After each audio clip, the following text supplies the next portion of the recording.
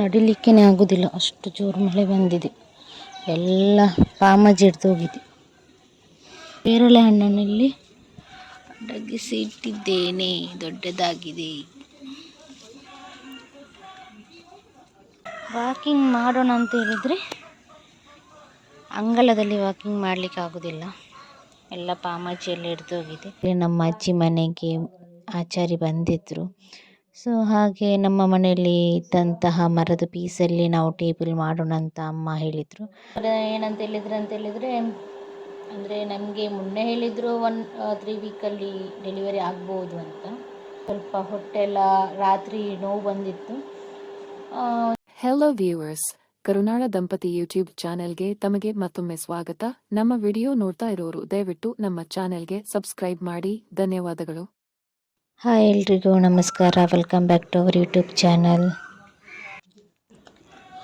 ಮಳೆ ಎಲ್ಲ ಬಂದು ನಡಿಲಿಕ್ಕೇ ಆಗೋದಿಲ್ಲ, ಅಷ್ಟು ಜೋರು ಮಳೆ ಬಂದಿದೆ. ಎಲ್ಲ ಪಾಮಜಿ ಹಿಡ್ದು ಹೋಗಿದೆ. ನನಗೆ ಹೊರಗಡೆ ಬರಲಿಕ್ಕೇ ಬಿಡೋದಿಲ್ಲ ಅಮ್ಮ, ಕಾಲು ಜಾರಿ ಏನಾದರೂ ಬಿದ್ದರೆ.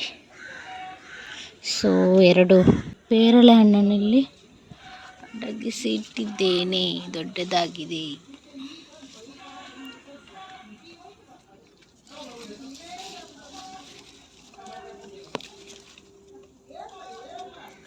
ಎರಡುಂಟು, ದೊಡ್ಡದಾಗಿದೆ.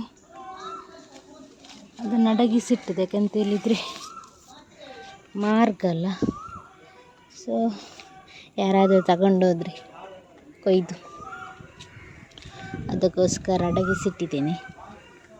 ಅಷ್ಟೊಂದು ಕಾಣುವುದಿಲ್ಲ ನೋಡಿ, ಗೊತ್ತಾಗೋದಿಲ್ಲ ಪೇರಳೆ ಉಂಟು ಅಂತ. ತುಂಬ ಆಗಿದೆ ಪೇರಳೆ, ನಿಮಗೆ ನಾನು ಮೊನ್ನೆ ತೋರಿಸಿದ್ದೆ ನೋಡಿ, ತುಂಬ ಆಗಿದೆ.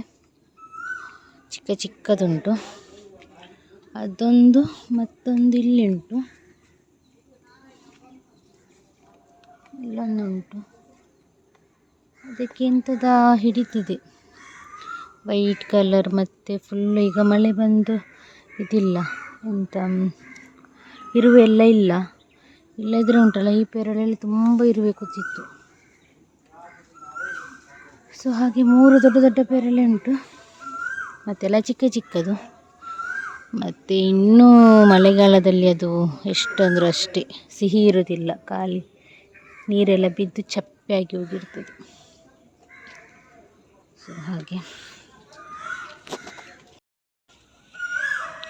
ವಾಕಿಂಗ್ ಮಾಡೋಣ ಅಂತ ಹೇಳಿದರೆ ಅಂಗಳದಲ್ಲಿ ವಾಕಿಂಗ್ ಮಾಡಲಿಕ್ಕೆ ಆಗೋದಿಲ್ಲ, ಎಲ್ಲ ಪಾಮಜಿಯಲ್ಲಿ ಹಿಡ್ದು ಹೋಗಿದೆ. ಸ್ವಲ್ಪ ಕಾಲು ಜಾರಿದರೆ ಉಂಟಲ್ಲ, ಕೆಳಕ್ಕೆ ಬಿದ್ದು ಬಿಡ್ತೇವೆ ನಾವು, ಆಮೇಲೆ ಹೋಗಬೇಕಾಗ್ತದೆ.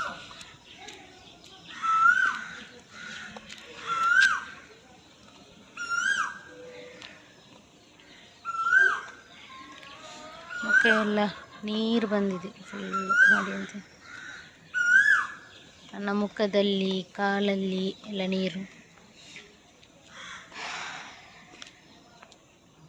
ಇನ್ನು ಡೇಟ್ ಕೂಡ ಹತ್ತಿರ ಬಂತಲ್ಲ, 10 ಡೇಸ್ ಉಂಟು. ನಾಳ್ದು ಹೋಗ್ಲಿಕ್ಕೆ ಉಂಟು ಡಾಕ್ಟರ್ನಲ್ಲಿ.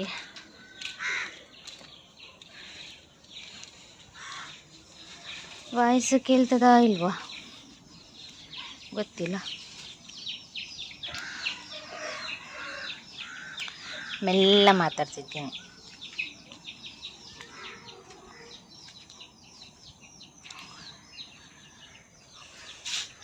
ವಾಕಿಂಗ್ ಎಲ್ಲ ಮಾಡಲಿಕ್ಕಿಲ್ಲ, ಇಲ್ಲದ್ರೆ ನಂದುಂಟಲ್ಲ ಒಂದು 1/2 hour ಆದರೂ ವಾಕಿಂಗ್. ಮನೆಯಲ್ಲಿ ಅಂಗಲ ದೊಡ್ಡದುಂಟಲ್ಲ, ಸೊ 1/2 hour ಆದರೂ ಆಗ್ತದೆ ವಾಕಿಂಗ್. ಈಗ ಮಳೆ ಸ್ಟಾರ್ಟ್ ಆಗಿದ್ದರಿಂದ ವಾಕಿಂಗ್ ಇಲ್ಲ ಈಗ.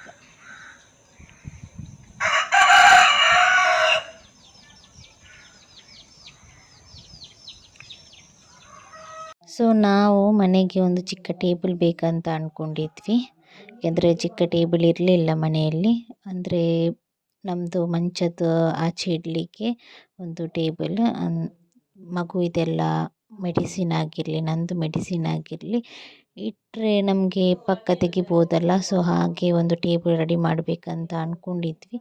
ಆವಾಗಲೇ ನಮ್ಮ ಅಜ್ಜಿ ಮನೆಗೆ ಆಚಾರಿ ಬಂದಿದ್ದರು. ಸೊ ಹಾಗೆ ನಮ್ಮ ಮನೆಯಲ್ಲಿ ಇದ್ದಂತಹ ಮರದ ಪೀಸಲ್ಲಿ ನಾವು ಟೇಬಲ್ ಮಾಡೋಣ ಅಂತ ಅಮ್ಮ ಹೇಳಿದರು. ಅದಕ್ಕೆ ಅವ್ರ ಹತ್ರ ಕೇಳಿದ್ದಕ್ಕೆ ಆಯಿತು ಮಾಡಿ ಕೊಡ್ತೇನೆ ಅಂತ ಹೇಳಿದ್ದಾರೆ. ಒಂದು ತಕ್ಕ ಮಟ್ಟಿಗೆ ಟೇಬಲ್. ಸೊ ಇಲ್ಲಿ ನೋಡಿ ಅಂತ ನನ್ನ ಕಾಲಲ್ಲಿ ಎಷ್ಟು ನೀರು ಬಂದಿದೆ ಅಂತ, ಎಷ್ಟು ದಪ್ಪಾಗಿದೆ ಅಂತ ನನಗೇ ನನ್ನ ಕಾಲು ನೋಡಲಿಕ್ಕೆ ಆಗ್ತಿರಲಿಲ್ಲ, ಅಷ್ಟು ನೀರು ಬಂದಿದೆ. ಸೊ ಇಲ್ಲಿ ಇವರು ಟೇಬಲ್ ಎಲ್ಲ ರೆಡಿ ಮಾಡ್ತಿದ್ದಾರೆ. ಒಮ್ಮೆ ಹೋಯ್ತು ಇದು ಮಾಡುವಾಗ, ಯಾಕಂತ ಹೇಳಿದರೆ ಅದು ಮರದ ಪೀಸ್ ಅಷ್ಟೊಂದು ಗಟ್ಟಿ ಇರಲಿಲ್ಲ, ಸ್ವಲ್ಪ ಇದಾಗಿತ್ತು, ಹಾಳಾಗಿತ್ತು ಮರದ ಪೀಸ್. ಸೊ ಹಾಗೆ ಆಗ್ತದಾ ಇಲ್ವಾ ಅಂತ ಹೇಳಿ ಮತ್ತೆ ಲಾಸ್ಟಿಗೆ ಒಂದು ರೆಡಿ ಆಯಿತು. ನೋಡಿ ಈ ರೀತಿ ರೆಡಿ ಮಾಡಿದ್ದಾರೆ, ತಕ್ಕ ಮಟ್ಟಿಗೆ ಸಾಕು. ಎಷ್ಟು ಮನೆಯಲ್ಲೇ ಇದ್ದ ಪೀಸಲ್ಲಿ ರೆಡಿ ಮಾಡಿದ್ದಾರಲ್ಲ, ಮರದ ಪೀಸಲ್ಲಿ. ಸೊ ಹಾಗೆ ಇದೊಂದು ತಕ್ಕ ಮಟ್ಟಿಗೆ ಇರಲಿ ಅಂತ ಮಾಡಿಟ್ಟಿದ್ದೇವೆ. ಪರವಾಗಿಲ್ಲ, ಒಂದು ಒಳ್ಳೆ ರೀತಿಯಲ್ಲಿ ಮಾಡಿ ಕೊಟ್ಟಿದ್ದಾರೆ. ಫೈನಲಿ ಈ ರೀತಿ ರೆಡಿ ಆಯಿತು. ಚಿಕ್ಕದೊಂದು ಟೇಬಲ್ ಮಾಡಿಸೋಣ ಅಂತ, ಏನಾದರೂ ಮಗುವಿದೆಲ್ಲ ಪೌಡರ್ ಡಬ್ಬಿ ಕ್ರೀಮ್ಸ್ ಎಲ್ಲ ಇಡಲಿಕ್ಕೆಲ್ಲ ಆಗ್ತದೆ ಅಂತೇಳಿ ಈ ಥರ ಟೇಬಲನ್ನು ರೆಡಿ ಮಾಡಿಸಿದ್ದು ಮನೆಯಲ್ಲಿ. ಸೊ ಇದು ಮರುದಿವಸ ವೀಡಿಯೋ ನಾನು ಕಂಟಿನ್ಯೂ ಮಾಡ್ತಿದ್ದೇನೆ. ಬೆಳಗ್ಗೆ ಬೇಗ ಬರಬೇಕಿತ್ತು ಹಾಸ್ಪಿಟಲ್ಗೆ, ಯಾಕಂತೇಳಿದರೆ ನಾವು ಫಸ್ಟ್ ನಮ್ಮದು ನಂಬರ್ ಕೊಡಬೇಕಂತೇಳಿದರೆ ಇಲ್ಲಿ ಬಂದೇ ನಂಬರ್ ಕೊಡಬೇಕು. ಹಾಗೆ ಬೇಗ ಬಂದಿಲ್ಲಿ ನಂಬರ್ ಕೊಟ್ಟು ಕೂತ್ಕೊಂಡಿದ್ದೆ. ಫಸ್ಟ್ ನಂಬರೇ ನಂದಾಗಿತ್ತು. ಸೊ ಇಲ್ಲಿ ಜನ ಇನ್ನೂ ಬರಬೇಕು, ತುಂಬ ಜನ ಕಾಯ್ತಿದ್ದಾರೆ. ನಂಬರ್ ಕೊಟ್ಟು ಹೋಗಿದ್ದಾರೆ, ಇನ್ನು ಬರಬೇಕು. ಸೊ ಮನೆಗೆ ಬಂದ್ವಿ, ಹಾಸ್ಪಿಟಲಿಂದ ಮನೆಗೆ ಬಂದು ರೀಚ್ ಆಗಿ ಸ್ವಲ್ಪ ಫ್ರೆಶ್ ಅಪ್ ಎಲ್ಲ ಆಗಿ ಈಗ ಕೂತ್ಕೊಂಡಿದ್ದೇನೆ. ಡಾಕ್ಟರ್ ಏನಂತ ಹೇಳಿದರೆ ಅಂದರೆ ನಮಗೆ ಮುನ್ನೆ ಹೇಳಿದರು 3 ವೀಕಲ್ಲಿ ಡೆಲಿವರಿ ಆಗ್ಬೋದು ಅಂತ. ಸೊ ಹಾಗೆ ಇನ್ನೊಂದು ಸಲ ಮದ್ದಿಗೆ ಹೋಗಲಿಕ್ಕೆ ಸಿಗ್ತದಾ ಇಲ್ವಾ ಅಂತ ಅಂದ್ಕೊಂಡಿದ್ವಿ. ಆದರೆ ಹೋಗಬೇಕಾಯ್ತು, 15 ಡೇಸ್ಗೆ ಹೋಗಬೇಕಂತ 15 ಡೇಸ್ ಆಯಿತಲ್ಲ. ಸೊ ಹಾಗೆ ಹೋಗಬೇಕು. ಹಾಗೆ ಹೋಗಿ ಬಂದ್ವಿ. ಡಾಕ್ಟರ್ ಈಗ ಸದ್ಯಕ್ಕೆ ಹೇಳಿದ್ದಾರೆ ನನಗೆ, ಅಂದರೆ ಡೇಟ್ ಇದ್ದದ್ದು 4 ಜುಲೈಗೆ. ಸೊ 4 ಜುಲೈಗೆ ಡೇಟ್ ಇದ್ದಿದ್ದರಿಂದ ಅಲ್ಲಿ ತನಕ ಹೋಗೋದಿಲ್ಲ ಅಂತ ಮುನ್ನೆನೇ ಹೇಳಿದರು. ಸೊ ಇವತ್ತು ಎಲ್ಲ ಟೆಸ್ಟ್ ಎಲ್ಲ ಮಾಡಿದ ನಂತರ ಹೇಳಿದರು, ನೋವು ಬಂದರೆ ಬನ್ನಿ, ಇಲ್ಲದಿದ್ದರೆ 2 ತಾರೀಕಿಗೆ ಬಂದು ಅಡ್ಮಿಟ್ ಆಗಬೇಕಂತ ಹೇಳಿದ್ದಾರೆ. ಸೊ ಒಂದಂತೇಳಿದರೆ ನನಗೆ ಅಂತೇಳಿದರೆ ಮುನ್ನೆ ಸ್ವಲ್ಪ ನೋವು ಬಂದಿತ್ತು, ಯಾಕಂತೇಳಿದರೆ ಬ್ಯಾಕ್ ಪೇಯ್ನ್ ಮತ್ತು ಸ್ವಲ್ಪ ಹೊಟ್ಟೆಲ್ಲ ರಾತ್ರಿ ನೋವು ಬಂದಿತ್ತು ಒಂದು 3-4 ದಿವಸದ ಹಿಂದೆ. ಸೊ ಬಂದಿದ್ದರಿಂದ ಸ್ವಲ್ಪ ಹೊತ್ತು ನಾವು ಸಹ ವೆಯ್ಟ್ ಮಾಡಿದ್ವಿ. ಆನಂತರ ತುಂಬ ನೋವು ಬರಲಿಕ್ಕೆ ಸ್ಟಾರ್ಟ್ ಆಗಿದ್ದರಿಂದ ಪುನಃ ನಾನು ಡಾಕ್ಟ್ರಿಗೆ ಕಾಲ್ ಮಾಡಿ ಕೇಳಿದೆ, ಈ ರೀತಿ ನೋವು ಬರ್ತಾ ಉಂಟು, ಬ್ಯಾಕ್ ಪೇಯ್ನ್ ಎಲ್ಲ ಬರ್ತಾ ಉಂಟು ಅಂತ. ಸೊ ಅದು ಸ್ವಲ್ಪ ಬರ್ತದೆ, ಜಾಸ್ತಿ ಬಂದರೆ ಹಾಸ್ಪಿಟಲ್ಗೆ ಬನ್ನಿ ಅಂತ ಹೇಳಿದರು. ಮತ್ತು ಮಗುವಿದೆಲ್ಲ ಮೂಮೆಂಟ್ ಎಲ್ಲ ಆಗದಿದ್ದರೆ ಬನ್ನಿ ಅಂತ ಹೇಳಿದರು. ಮತ್ತು ಸ್ವಲ್ಪ ಹೊತ್ತು ವೆಯ್ಟ್ ಮಾಡಿದ್ವಿ. ಮತ್ತು ಅಮ್ಮ ಜೀರಿಗೆದು ಕಷಾಯ ಮಾಡಿಕೊಟ್ಟರು, ಏನಾದರೂ ಗ್ಯಾಸ್ಟ್ರಿಕ್ಕಿಂದ ನೋವು ಬಂದಿದ್ದರೆ ಸರಿ ಹೋಗ್ತದಲ್ಲ. ಸೊ ಹಾಗಾಗಿ ಜೀರಿಗೆದು ಕಷಾಯ ಮಾಡಿಕೊಟ್ಟರು. ಆವಾಗ ಅಲ್ಲಿಗೆ ಕರೆಕ್ಟ್ ಆಯಿತು, ಸ್ವಲ್ಪ ಕಮ್ಮಿ ಆಯಿತು. ಆನಂತರ ಒಂದು ದಿವಸ ನಂತರ ಪುನಃ ರಾತ್ರಿ ಹಾಗೆಯೇ ಸ್ಟಾರ್ಟ್ ಆಯಿತು. ನಾನು ಅಂದ್ಕೊಂಡೆ ಅವತ್ತು ಅಮಾವಾಸ್ಯೆ ಕೂಡ, ಫುಲ್ಲು ಅಮಾವಾಸ್ಯೆ ದಿವಸ ಅಂತೇಳಿದರೆ ಸ್ವಲ್ಪ ನೋವೆಲ್ಲ ಬರಬಾರ್ದು ಅಂತ ಹೇಳ್ತಾರೆ. ಹಾಗೆ ಅದು ಸ್ವಲ್ಪ ಹೆದರಿಕೆ ಇತ್ತು, ಅಮಾವಾಸ್ಯೆ ದಿವಸ ಮಗು ಹುಡ್ತದಾ ಅಂತ. ಮತ್ತು ಫೈನಲಿ ಅದು ಕೂಡ ಸ್ವಲ್ಪ ಕಮ್ಮಿ ಆಯಿತು, ಅಲ್ಲಿಗೆ ಕರೆಕ್ಟ್ ಆಯಿತು. ರಾತ್ರಿ ಹೊತ್ತಾಗಿದ್ದರಿಂದ ಸ್ವಲ್ಪ ಟೆನ್ಷನ್ ಆಗ್ತದೆ, ಯಾಕಂದರೆ ಹೋಗಬೇಕಲ್ಲ ಹಾಸ್ಪಿಟಲ್ಗೆ, ನಮ್ಮದಂದರೆ ತುಂಬ ದೂರ ಉಂಟು ಹಾಸ್ಪಿಟಲ್. ಸೊ ಹಾಗೆ ಸ್ವಲ್ಪ ಹೆದರಿಕೆ ಸಹ ಆಗ್ತದೆ. ಬೆಳಗ್ಗೆ ಆದರೆ ನಮಗೆ ಯಾರಾದರೂ ಇರ್ತಾರೆ.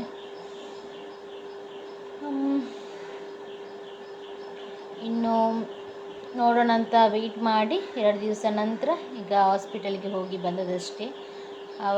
ಡಾಕ್ಟ್ರ್ ಹೇಳಿದ ಪ್ರಕಾರ ಇನ್ನು ನಾರ್ಮಲ್ ಆಗ್ತದಾ ಇಲ್ವಾ ಅಂತ ಗೊತ್ತಿಲ್ಲ, ಯಾಕಂತೇಳಿದರೆ ಸ್ವಲ್ಪ ಡೌಟ್ ಸಹ ಉಂಟು ನಾರ್ಮಲ್ ಆಗೋದು. ನೋಡೋಣ, ಟ್ರೈ ಮಾಡ್ತೇವೆ ಅಂತ ಹೇಳಿದ್ದಾರೆ. ಹಾಗೆ ಈಗ ಹೋಗಿ ಬಂದು ಸ್ವಲ್ಪ ಫ್ರೆಶ್ ಅಪ್ ಆಗಿ ಕುತ್ಕೊಂಡಿದ್ದೀನಿ. ಸೊ ಈಗ ನನಗೆ ಮೇಯ್ನ್ ಖುಷಿ ಅಂತ ಹೇಳಿದರೆ 2 ತಾರೀಕಿಗೆ ಆಗೋದಂತ ಹೇಳಿದರೆ ನನಗೆ ತುಂಬ ಅಂದರೆ ತುಂಬ ಖುಷಿ. ಯಾಕಂತ ಹೇಳಿದರೆ ಹಸ್ಬೆಂಡಿದ್ದು ರಜೆ ಸ್ಯಾಂಕ್ಷನ್ ಆದದ್ದು ಜುಲೈ 1ರಿಂದ. ಸೊ ನಾನು ಅವತ್ತೇ ಅಂದರೆ ನನಗೆ ಜುಲೈ 4ಗೆ ಡೇಟ್ ಕೊಟ್ಟಿದ್ರಲ್ಲ, ಸೊ ನಾನು ಜುಲೈ 1ರಿಂದ ರಜೆ ಬರೆದು ಕೊಡಲಿಕ್ಕೆ ಹೇಳಿದ್ದೆ ಅವರ ಹತ್ರ. ಸೊ ಹಾಗೆ ಅವರು 1 ತಾರೀಕಿಗೆ ಬರೆದು ಕೊಟ್ಟಿದ್ರಲ್ಲ, ಸೊ ಸ್ಯಾಂಕ್ಷನ್ ಆಗಿತ್ತು 1 ತಾರೀಕಿಗೆ, ಅಂದರೆ ಹೋದ ಮಂತಲ್ಲಿ ಸ್ಯಾಂಕ್ಷನ್ ಆಗಿತ್ತು. ಆದರೆ ಈಗ ನನಗೆ ಮೇಯ್ನ್ ಅಂತ ಹೇಳಿದರೆ ಮತ್ತೆ ಮೊನ್ನೆ ಹೋಗಿದ್ದೆ ಅಲ್ಲ, 15 ಡೇಸ್ ಮುಂಚೆ ಸ್ಕ್ಯಾನಿಂಗಿಗೆ ಹೋಗಿದ್ದೆಲ್ಲ, ಸ್ಕ್ಯಾನ್ ಎಲ್ಲ ಆಗಿತ್ತಲ್ಲ, ಆವಾಗ ಡಾಕ್ಟ್ರು ಹೇಳಿದ ಪ್ರಕಾರ ಅಷ್ಟು ದಿನ ಹೋಗೋದಿಲ್ಲ, ಹೋದರೆ ಒಂದು 3 ವೀಕಿಗೆ ಅಷ್ಟೊತ್ತಿಗೆ ಡೆಲಿವರಿ ಆಗ್ಬೋದಂತ ಹೇಳಿದರು, ಸ್ಕ್ಯಾನ್ ರಿಪೋರ್ಟ್ ಎಲ್ಲ ನೋಡಿ ಎಲ್ಲ. ಸೊ ನನಗೆ ಅವಾಗ ತುಂಬ ಅಂದರೆ ತುಂಬ ಬೇಜಾರಾಗಿದೆ. ಯಾಕಂತ ಹೇಳಿದರೆ 3 ವೀಕ್ ಅಂತ ಹೇಳಿದರೆ ಒಂದು 27, 28 ಆ ರೀತಿ ಹೋಗ್ತದೆ. ಇವರು ಬರೋದು 1 ತಾರೀಕಿಗೆ, ಸೊ ಇವರು ಇರೋದಿಲ್ವಾ ಆ ರೀತಿ ಒಂದು ಬೇಜಾರಾಗಿದೆ. ಅಂದರೆ ಫಸ್ಟ್ ಪ್ರೆಗ್ನೆನ್ಸಿ ಎಲ್ಲ ಹಸ್ಬೆಂಡ್ ಇದ್ದರೆ ಒಂದು ಖುಷಿನೇ ಬೇರೆ, ಅದು ನೋವೆಲ್ಲ ಬರುವಾಗ ಅವರದೊಂದು ಸಪೋರ್ಟ್ ಎಲ್ಲ ಇರುವಾಗೆಲ್ಲ ನಮಗೆ ಆಗೋ ಖುಷಿಯೇ ಬೇರೆ. ಮನೆಯವರಿದ್ದರೂ ಕೂಡ ಹಸ್ಬೆಂಡ್ ಒಂದು ಇರಬೇಕಂತ ತುಂಬ ಆಸೆ ಇರ್ತದೆ ಒಂದು ಹೆಣ್ಮಗುಗೆ. ಸೊ ಹಾಗೆ ನನಗೂ ಕೂಡ ತುಂಬ ಅಂದರೆ ತುಂಬ ಆಸೆ ಇತ್ತು ಇವರು ಬರಬೇಕಂತ. ಸೊ ಅದರ ಧೈರ್ಯ ಏನೋ ಗೊತ್ತಿಲ್ಲ. ಈಗ ಡಾಕ್ಟ್ರು ಹೇಳಿದ ಪ್ರಕಾರ ಒಂದು ನೋವು ಬಂದರೆ ಬನ್ನಿ, ಇಲ್ಲದಿದ್ದರೆ 2 ತಾರೀಕಿಗೆ ಬಂದು ಅಡ್ಮಿಟ್ ಆಗಿ ಅಂತ ಹೇಳಿದ್ದಾರೆ. ಸೊ ಇವರು 1 ತಾರೀಕಿಗೆ ಬರ್ತಾರೆ. ಇನ್ನು ನೋಡೋದು ಅಂದರೆ ಇನ್ನು 4 ಡೇಸ್ ಉಂಟು ಬಾಕಿ. 4 ಡೇಸಲ್ಲಿ ನೋವು ಬರಲಿಕ್ಕಿಲ್ಲ. ಯಾಕಂತ ಹೇಳಿದರೆ ನನಗೆ ಅಂಥದ್ದೇನು ಬ್ಯಾಕ್ ಪೇಯ್ನ್ ಆಗಲಿ ಹೊಟ್ಟೆ ನೋವಾಗಲಿ ಈಗ ಏನಿಲ್ಲ. ಸೊ ಸ್ವಲ್ಪ ತುಂಬ ಆ್ಯಕ್ಟಿವ್ ಆಗಿದ್ದೇನೆ. ಸೊ ಅದು ನೋಡಿದರೆ 4 ಡೇಸ್ ಒಳಗೆ ನೋವು ಬರ್ತದೆ ಇಲ್ವ ಅಂತ ಗೊತ್ತಿಲ್ಲ. ಸೊ ಬಂದರೆ ಹೋಗೋದು, ಇಲ್ಲದಿದ್ದರೆ 2 ತಾರೀಕಿಗೆ ಹೋಗಿ ಅಡ್ಮಿಟ್ ಆಗೋದು. ಎಲ್ಲರೂ ಕೇಳ್ತಿದ್ರು ಕಮೆಂಟ್ ಬಾಕ್ಸಲ್ಲಿ ಡೆಲಿವರಿ ಡೇಟ್ ಯಾವಾಗ ಅಂತ.